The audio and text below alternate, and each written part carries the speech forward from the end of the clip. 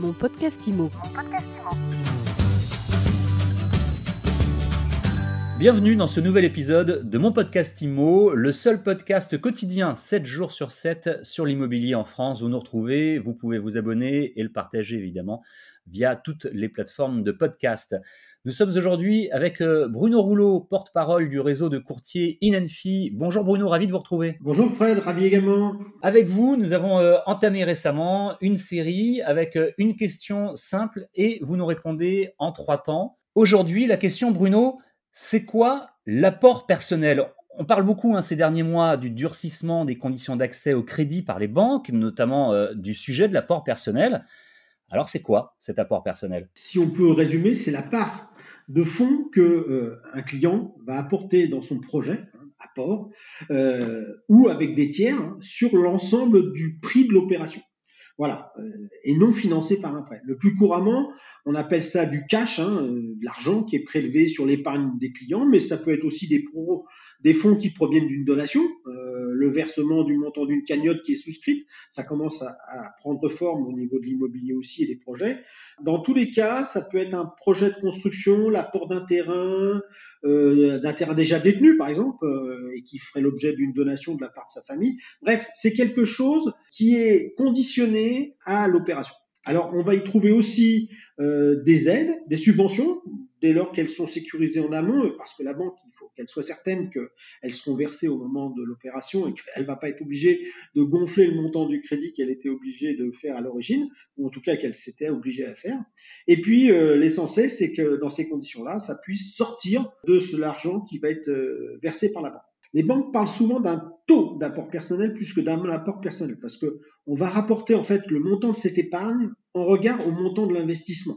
Attention, beaucoup de banques aujourd'hui calculent hors tout ce qui est frais, accessoires, les droits de mutation, etc. Si je prends un exemple, par exemple, sur une opération qui fait à peu près 200 000, vous allez avoir à peu près 20 000 qui correspondent aux droits et tous les frais qui sont accessoires à l'opération.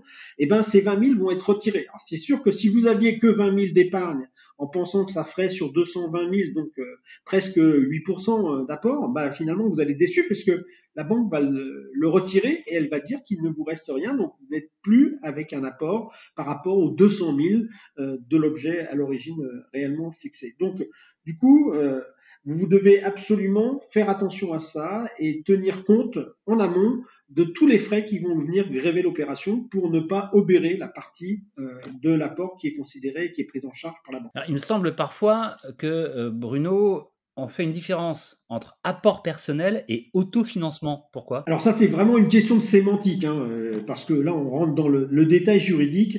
On va dire qu'on parle d'autofinancement généralement quand on est sur des prêts non bancaires, des prêts familiaux, ou lorsqu'il est question d'un prêt professionnel. Pour les prêts familiaux, la banque demandera, si jamais vous passez par cette partie-là, on demandera un justificatif sous forme d'une reconnaissance de dette ou d'un courrier signé par les prêteurs. Je rappelle à ce titre-là que tous les prêts familiaux versés en numéraire ou par virement doivent faire l'objet d'une déclaration auprès du centre des impôts, enfin on dit les centres des finances publiques maintenant, dès lors que ce montant est égal ou supérieur à 5 000. Mais au-delà de cette petite nuance, il existe certains types de prêts qui, bien qu'étant des prêts, sont calculés et rentrent dans la notion d'endettement, ou sortent de la notion d'endettement plutôt, et rentrent dans la notion d'apport ou d'autofinancement. Je vais penser à des prêts qui n'exigent pas de garantie, des prêts qui n'amputeront pas la valeur, en tout cas de la garantie que la banque va prendre dans le cadre de son prêt. Par exemple, l'ex-1% patronal, le prêt Action Logement, les prêts épargne logement, certains prêts proposés avec une garantie de la collectivité territoriale, la mairie ou la communauté de communes. Dans tous les cas, voilà, ça peut rentrer dans ce qu'on appelle un apport personnel au sens large du terme. Alors on comprend bien que cette notion d'apport personnel est devenue vraiment importante. Comment est-ce qu'on peut l'optimiser ? Est-ce qu'on peut même dire qu'on peut le doper, cet apport ? Oui, parce que forcément, comme je vous l'ai dit tout à l'heure, les banques font très attention à cette notion d'apport. On ne peut pas doper facilement, puisque si c'est du cash, il faut qu'on ait les disponibilités.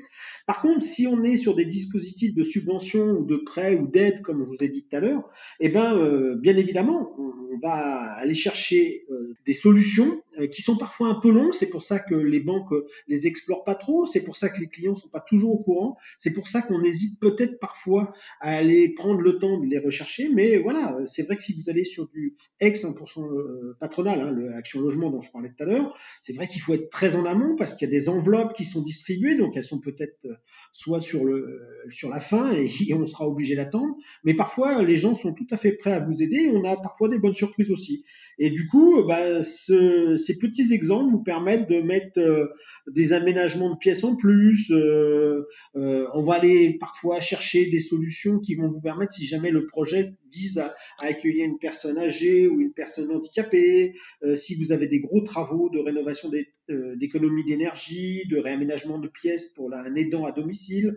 Bref, vous avez plein de petites hypothèses qui font que on peut aller chercher 5 000, 10 000, 12 000 qui vont faire la différence à la fin et qui vont vous permettre de doper effectivement cet apport personnel pour optimiser la réponse de la banque et ainsi avoir d'une part une réponse positive et peut-être même des conditions qui seront meilleures. Merci beaucoup Bruno Rouleau. Je rappelle que la question du jour c'était c'est quoi l'apport personnel? Mission accomplie, vous nous l'avez très bien expliqué. Merci Fred.